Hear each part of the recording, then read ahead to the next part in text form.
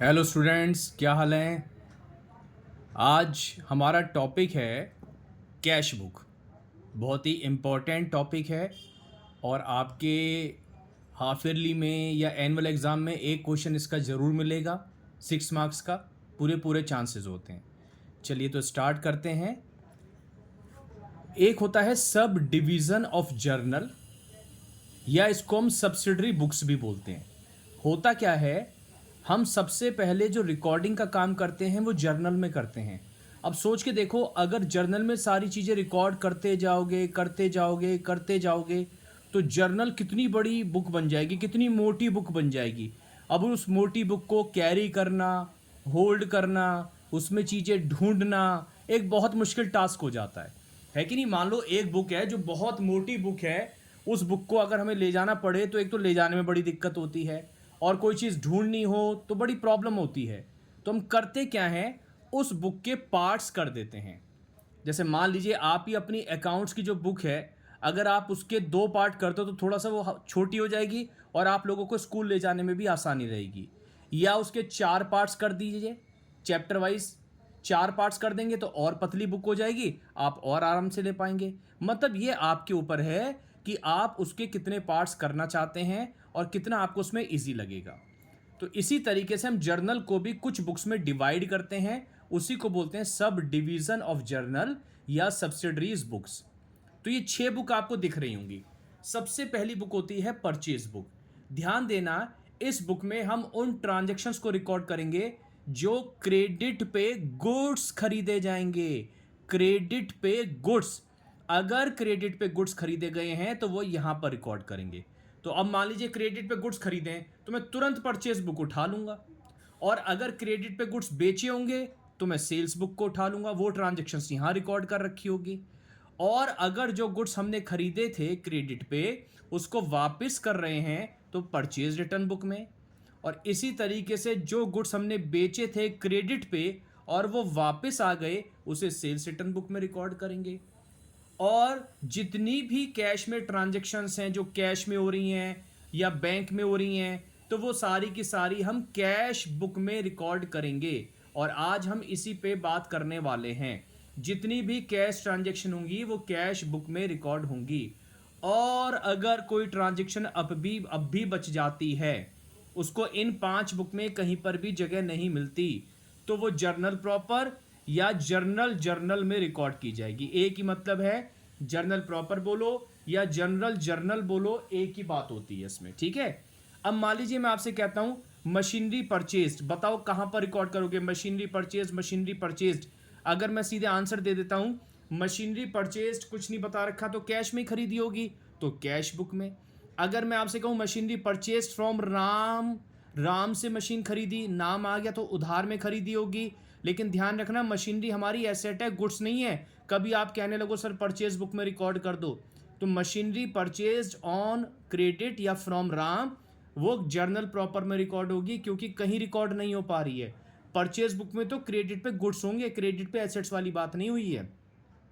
अगर मैं आपसे पूछूं गुड्स सोल्ड टू विकास, बताओ कहां पर रिकॉर्ड करोगे, तो वो सेल्स बुक में होंगे, क्योंकि गुड्स हैं और विकास आ रहा है मतलब नाम आ रहा है। सेल परचेज में देखो जनरली जब भी नाम आएगा तो वो क्रेडिट होता है, तो विकास को सामान बेचा तो क्रेडिट हो गया, गुड्स हैं तो सेल्स बुक में रिकॉर्ड करेंगे।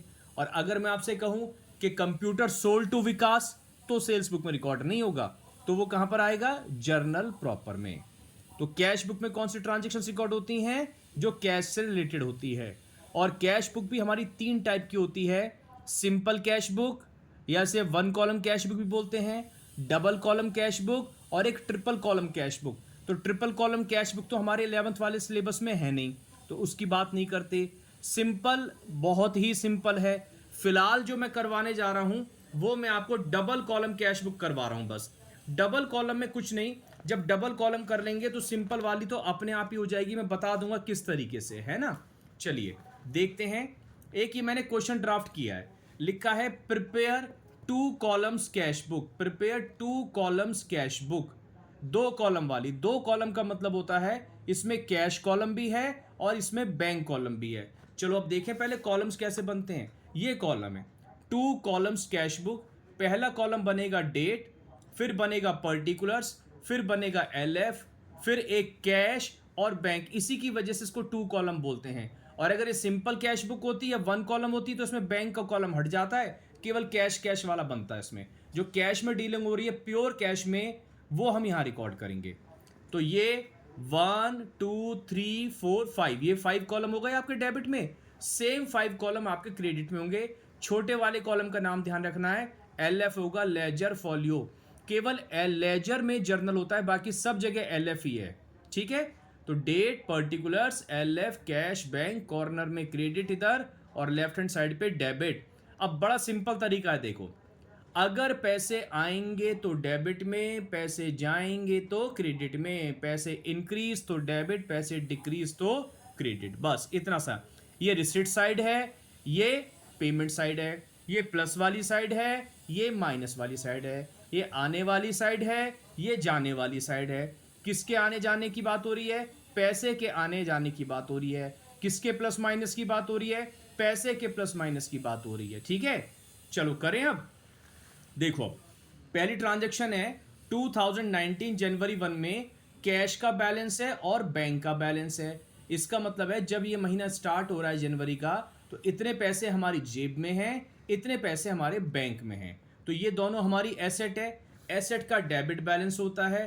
तो डेबिट साइड में 2019 जनवरी 1 में डेबिट साइड में 2 बैलेंस ब्रॉट डाउन, कैश वाला बैलेंस कैश में, बैंक वाला बैलेंस बैंक में। वो 50 और 60,000 दे रखा था। तो इसका मतलब है जब ये महीना स्टार्ट हो रहा है तो हमारी जेब में इतना पैसा प्लस है, बैंक में इतना पैसा प्लस है। नेक्स्ट सेकंड में देखें, सैलरी पेड 4,000 रुपये। बताओ पैसे आए या गए? साफ साफ पता पड़ रहा है, पेड पैसे गए। जाने वाली कौन सी साइड थी? राइट हैंड साइड, ये वाली साइड है ना। तो यहाँ पर ईयर डाल दिया, डे मंथ डाला, डेट, बाय सैलरी, और 4,000 रुपये पे किए हैं। कुछ बता तो नहीं रखा, पे का मतलब फिर किस में हुआ होगा? कैश में, क्योंकि बैंक से होता तो बताता था ना, कुछ चेक वैक से पेमेंट हो रही है कुछ इस तरीके से। तो ये अमाउंट फिर किस में आ जाएगी? कैश वाले कॉलम में आ जाएगी। नेक्स्ट देखते हैं, वेजेस पेड बाय चेक। देखो आ गया, वेजेस पेड, पे कर रहे हैं तो वही बाय साइड में लिखेंगे, राइट हैंड साइड में। और चेक से पेमेंट हो रही है तो कौन से कॉलम में आएगा? बैंक वाले कॉलम में आएगा।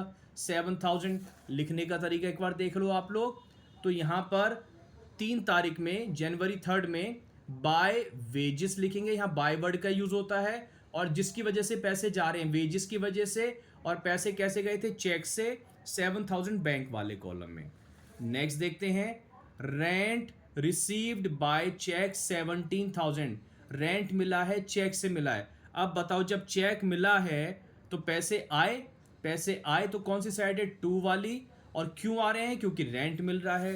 तो यहाँ पर देखो लिखा 4th में 2 रेंट, और चेक से मिला था इसलिए देख रहे हो अमाउंट बैंक में आ रही है। तो बड़ा सिंपल है, पैसे आ रहे हैं तो इधर, जा रहे हैं तो इधर, बस इतना ध्यान रखो कैश में है कि बैंक में है। आगे देखते हैं, डिपॉजिटेड इनटू बैंक। इसको थोड़ा ध्यान से देखना, डिपॉजिटेड इनटू बैंक, बैंक में पैसे जमा किए। अब जो अभी तक हमने ट्रांजेक्शन ऊपर करी, या तो उसमें बैंक था या उसमें केवल कैश था। इसमें बैंक और कैश दोनों हैं। तो जिसमें बैंक और कैश दोनों आ जाए और एक प्लस हो और एक माइनस हो, एक प्लस हो और एक माइनस हो, तो उसे हम बोलते हैं कॉन्ट्रा एंट्री। कॉन्ट्रा एंट्री का मतलब होता है जिसकी पोस्टिंग दोनों तरफ की जाएगी, है ना। देख लेते हैं कैसे। अब डिपॉजिटेड इनटू बैंक है, बैंक में पैसे जमा करे। तो बताओ बैंक प्लस है, और प्लस वाली साइड कौन सी थी? प्लस वाली साइड कौन सी थी हमारी? प्लस वाली साइड थी डेबिट साइड में, है ना। तो हमारा बैंक प्लस था, कितने पैसे डिपॉजिट करे थे? 5,000। तो देखो हमने प्लस वाली साइड में बैंक वाले कॉलम में लिख दिए 5,000 रुपए। पहले 5,000 रुपए लिख दो, और बैंक में जमा हो रहे हैं तो यहां क्या लिखोगे? To cash. भाई बैंक में पैसे आए, क्या रीजन है? कैश की वजह से, टू कैश। तो बैंक में हमने प्लस करा और कैश वाले में माइनस करना है। तो देखो ये कैश में माइनस करें, मतलब माइनस वाली साइड में 5,000 लिख दिया, और कैश कॉलम में लिखा है तो अमाउंट यहां पर क्या लिखोगे? बैंक लिखोगे। यानी कि पैसे चले गए, कहां चले गए? बैंक में चले गए। और ब्रैकेट में देख लो छोटा सा सी लिखा है। सी मतलब कॉन्ट्रा लिखना होता है, यहां भी और यहां भी। तो बैंक में प्लस करा तो टू कैश के नाम से, कैश में माइनस करा बाय बैंक के नाम से। आगे चलते हैं, देखो withdrew for private use, private use के लिए पैसे निकाले 1,000 रुपए। अब बताओ प्राइवेट यूज के लिए पैसे निकालेंगे तो पैसे आए कि गए? पैसे गए। और किस नाम से लिखेंगे? ड्राइंग्स के नाम से लिखेंगे। तो देखो यहां पर बाय साइड में बाय ड्राइंग्स और कैश वाले कॉलम में 1,000 रुपए। ठीक है। Next, withdrew for office use, office use के लिए पैसे निकाले। अब ये बताओ ऑफिस यूज के लिए अगर पैसे निकालेंगे तो कहां से निकालेंगे? ऑफिस यूज के लिए तो बैंक से ही निकालेंगे, इंप्लाइड है। ऑफिस के लिए ऑफिस में से थोड़ी ना निकालेंगे। अब मैं आपसे कहूं बिजनेस के लिए पैसे निकाले, तो बिजनेस के लिए बिजनेस में से पैसे निकाले अजीब लगता है, तो वो बैंक में से निकाले जाते हैं, इंप्लाइड है। तो देखो बैंक से पैसे निकाले, आ गई Contra entry, cash plus bank minus. ध्यान रखना कॉन्ट्रा एंट्री केवल दो ही टाइम आएगी, एक बार पैसे जमा कराते समय और एक बार पैसे निकालते समय। तो बैंक से पैसे निकाल रहे हैं तो बताओ क्या प्लस हो रहा है? कैश प्लस हो रहा है 2,000 रुपए से। तो प्लस वाली साइड में, टू वाली साइड में कैश प्लस है तो क्या लिखेंगे? टू बैंक, कैश वाले कॉलम में। और इधर क्या लिखेंगे? बाय कैश, बैंक वाले कॉलम में। बैंक में से पैसे निकाल रहे हो तो बैंक कम हो जाएगा ना, बैंक माइनस हो गया, तो लिखेंगे क्या? बाय कैश अकाउंट, और फिर से वही कॉन्ट्रा लिख दी जाएगी। आगे चलते हैं, check received from Ram, Ram से चेक मिला। अब देखो है क्या, जब राम से चेक मिला होगा तो हमने उसे बैंक में डिपॉजिट कर दिया होगा, है या नहीं? तो बैंक में डिपॉजिट कर दिया तो पैसे आ गए। तो टू साइड में देखो, टू राम, और अमाउंट बैंक वाले कॉलम में आ गई, पैसे आ गए हमारे पास। उसके बाद चेक रिसीव्ड फ्रॉम श्याम, ये भी सेम है, चेक रिसीव्ड फ्रॉम श्याम, होना तो बिल्कुल ऐसे ही चाहिए। लेकिन इस बार नीचे देखो, Shyam check deposited into bank, Shyam का चेक अगले दिन डिपॉजिट कर रहे हैं, बहुत क्लियर कट लिखा हुआ है। तो आपको थोड़ा बच्चों ध्यान से देखना है। अगर कुछ नहीं बताते तो हम ये मान लेते हैं चेक उसी दिन डिपॉजिट हो गया, जैसे राम वाले केस में। और अगर आगे कहीं लिखा होता है कि बाद में जमा हो रहा है तो फिर बात खत्म हो गई। तो जिस दिन ये चेक मिला उस दिन ये जमा नहीं हुआ, तो उस दिन तो कोई एंट्री करेंगे नहीं। अगले दिन यानी कि जिस दिन डिपॉजिट हो रहा है उस दिन हम इसको टू साइड में लिखेंगे और इसको चेक इन हैंड के नाम से लिखेंगे। यानी कि जिस दिन चेक मिला वो जमा नहीं होता है तो उसको हम चेक इन हैंड बोलते हैं। ठीक, ये अमाउंट यहां पर बैंक वाले कॉलम में। तो अब बताओगे कब नाम आएगा जब चेक मिलेगा और कब चेक इन हैंड आएगा? अगर सेम डे डिपॉजिट करेंगे तो आएगा आपका नाम, और अगर बाद में डिपॉजिट करोगे तो आपका आएगा cheque in hand, cheque in hand, अगर आप बाद में डिपॉजिट कर रहे हो तो। ठीक है, क्लियर? चलिए आगे चलते हैं। गुड्स सोल्ड करा हमने, half amount deposited into bank. अब बताओ 2,000 का सामान बेच रहे हैं, आधा पैसा हमारे पास आया, आधा पैसा बैंक में चला गया। तो ये तो सिंपल है ना, पैसे आ रहे हैं तो इसमें कॉन्ट्रा एंट्री बनाने की नीड नहीं है। टू सेल्स, आधा पैसा कैश, आधा पैसा bank. Next, goods purchase from Z, Z से गुड्स खरीदे। अब देखो खरीदने वाली एंट्री में नाम आ रहा है तो ये क्रेडिट में हो गया। बताओगे कौन सी बुक में रिकॉर्ड करेंगे? कैश बुक में तो होगा नहीं, तो कौन सी बुक में जाएगा? ये परचेज बुक में रिकॉर्ड होगा, तो ये स्किप कर देंगे, ये ट्रांजेक्शन रिकॉर्ड नहीं होगी। तो कैश बुक हमारी ऑलमोस्ट तैयार है। अब क्या कर रहे हैं? अब पहले कैश वाले कॉलम का टोटल करो। क्या करो, आप दोनों साइड का पहले टोटल करके देख लो, है ना, दोनों साइड का। जैसे करके देखते हैं, 50 और 2, 52,000 और 1, 53 आ रहा है डेबिट साइड का टोटल। और क्रेडिट में देखें तो 4,000 चले गए, 5,000 की एक पेमेंट हुई, 1,000 की एक पेमेंट हुई, 10,000 रुपये हमारे पे कैश निकल गया। 53 टोटल आया, 10 चला गया, तो कितना बैलेंस बचा? 43। तो ये साइड छोटी थी ना, यहां लिख देंगे 43,000 और बाय बैलेंस कैरिड डाउन उस महीने की लास्ट डेट। यानी कि इतने पैसे आए, इतने पैसे चले गए और इतने पैसे 43,000 महीने के एंड में हमारे पास बच गए। तो ये 43,000 हमें कैश बता रहा है, इतनी एसेट हमारे पास कैश के तौर पर रखी हुई है मंथ के एंड में। और जब ये कैरिड डाउन करते हो तो अगले महीने टोटल के नीचे ब्रॉड डाउन, फेब 1 में अगले महीने की पहली तारीख, टू बैलेंस ब्रॉड डाउन 43,000। जितना कैरिड डाउन करा था उतना ही ब्रॉड डाउन कर दो।